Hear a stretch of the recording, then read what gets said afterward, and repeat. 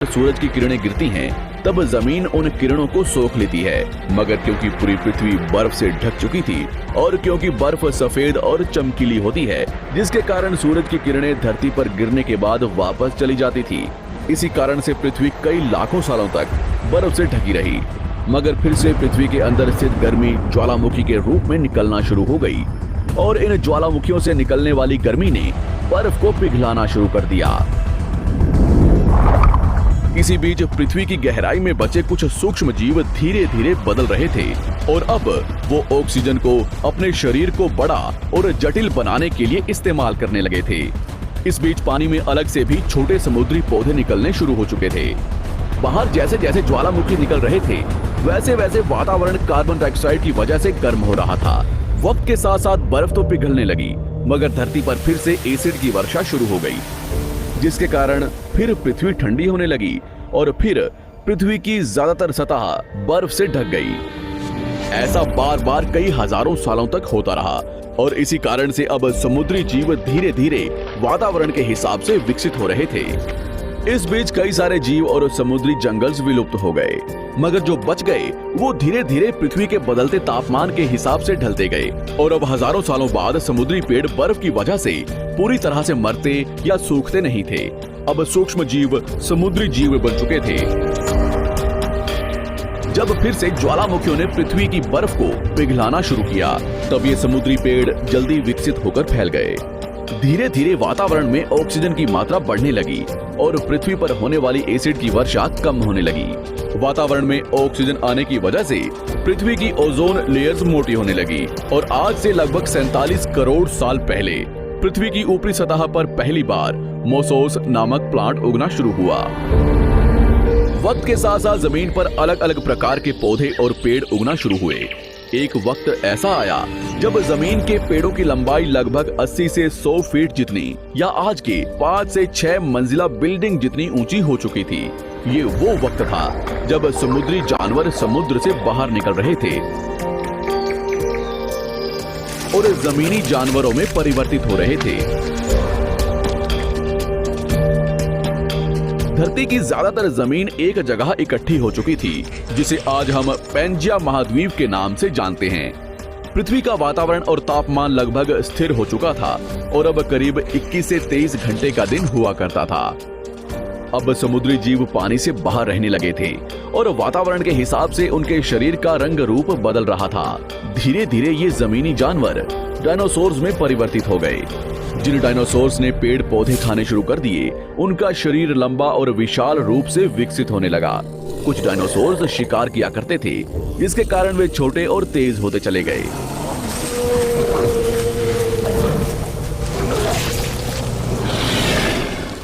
पृथ्वी की ऊपरी जमीन एक जगह इकट्ठी होने के कारण ज्यादातर जमीन रेगिस्तान और बंजर हो चुकी थी।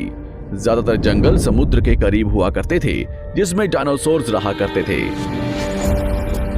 आज से लगभग 20 करोड़ साल पहले पैंजिया महाद्वीप टूटना शुरू हो गया।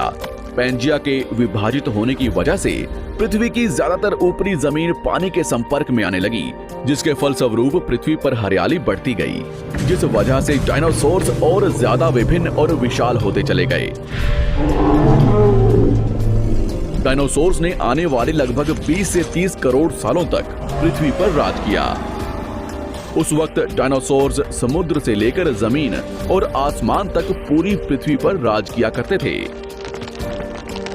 इस दौरान अफ्रीका से टूटा भारत सीधे आकर आज के तिब्बत से टकराया और इस टकराव की वजह से हिमालय का निर्माण हुआ। आज से लगभग 6.5 करोड़ साल पहले पृथ्वी की तरफ आज के माउंट एवरेस्ट से भी बड़ा लगभग 4.5 लाख करोड़ किलो जितना वजनिया उल्कापिंड लगभग 80,000 किलोमीटर प्रति घंटे की स्पीड से पृथ्वी की तरफ आ रहा था। पृथ्वी की सतह को छूते ही उसमें भयंकर आग लगी और वो जलते हुए सीधा पृथ्वी से टकराया। इस टकराव से निकलने वाली ऊर्जा आज के 10 करोड़ परमाणु बम एक साथ फटने के बराबर थी। जहां ये उल्कापिंड गिरा, वहां के जानवर और पेड़ तुरंत भाप बनकर जल गए। गिरते ही पृथ्वी पर पूरी तरह धूल फैलने लगी। समुद्र में भयंकर बाढ़ आने लगी। भूकंप और आग ने पृथ्वी को जलाना शुरू कर दिया। कुछ ही घंटों में पूरी पृथ्वी के वातावरण में हानिकारक गैस और धूल की वजह से पृथ्वी नर्क हो चुकी थी। डायनासोर्स, घुटन, आग और भूखमरी से पूरी तरह विलुप्त हो गए।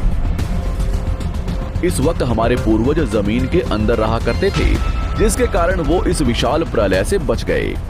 पृथ्वी का वातावरण पूरी तरह से काला और अंधेरा हो चुका था, जिससे धूप भी जमीन तक नहीं पहुंच पा रही थी। पृथ्वी के पेड़ और ज्यादातर जानवर विलुप्त हो गए। वातावरण में धूल और हानिकारक गैस के कारण पृथ्वी पर फिर से एसिड की वर्षा शुरू हो गई और फिर पृथ्वी ठंडी होकर बर्फ से ढक गई। लेकिन इस बार पृथ्वी की बर्फ लाखों सालों तक नहीं जमी रही और 80 से 90 हजार साल बाद ये बर्फ पिघलनी शुरू हो गई। जैसे ही धरती पर वातावरण फिर से पहले जैसा होने लगा, वैसे ही ये छोटे जीव जमीन से बाहर आना शुरू हो गए।